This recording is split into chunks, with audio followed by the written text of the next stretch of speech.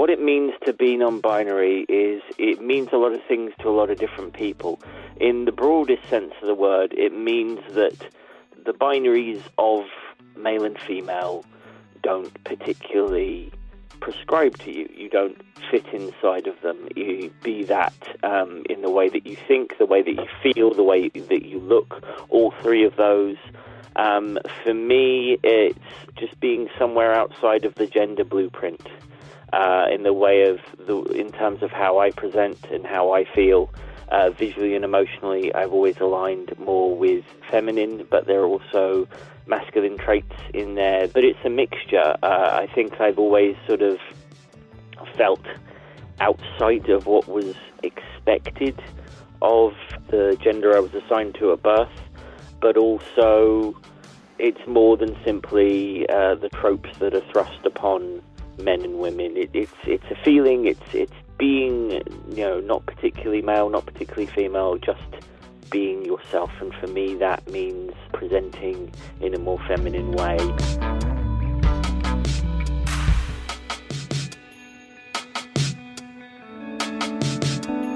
I can't really discuss being non-binary without talking about being bisexual. I came out as bi in 2015 when I was around 30.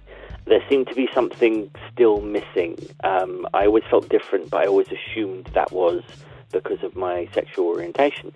And I started to learn about gender variance. I don't think I'd heard of non-binary.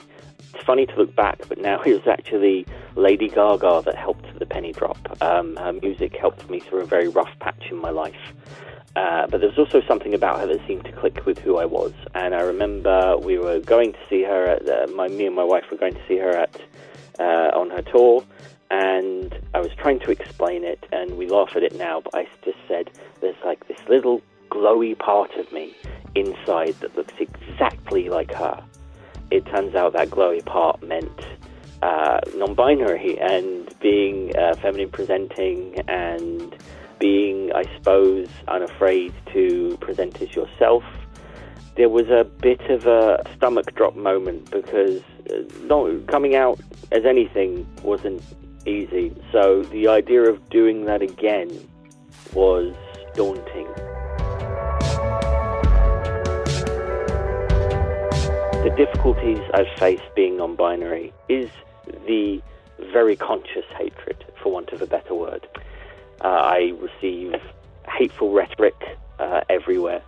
I've received lewd, unsolicited DMs almost on a weekly basis, name-calling, belittling of my work based on how I look or how I identify.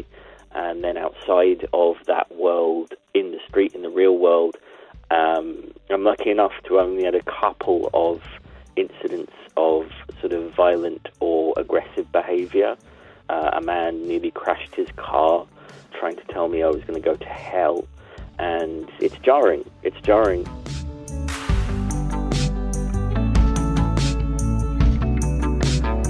Pronouns are important because it's a way of feeling recognised. Everyone wants to be acknowledged for who they are. It might seem like a small thing, but I would ask anyone out there who's changed their name because of marriage. It might not be something you particularly think about, but if you're denied it, if someone started calling you by your name you were before you were married, suddenly that married name becomes very important. It's a means of saying, I see you, I see who you are, and I see the way you live your life.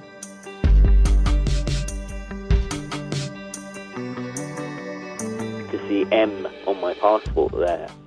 When I do travel, it feels like I'm lying. To have non-binary on there would mean a lot. However, when someone says this is James, they, and you hear the they, and it's still this feeling that you see me for who I am. People seeing you, people acknowledging you, people acknowledging who you are and accepting it and being positive about it can change lives. Denying that can destroy them as well. I've seen it.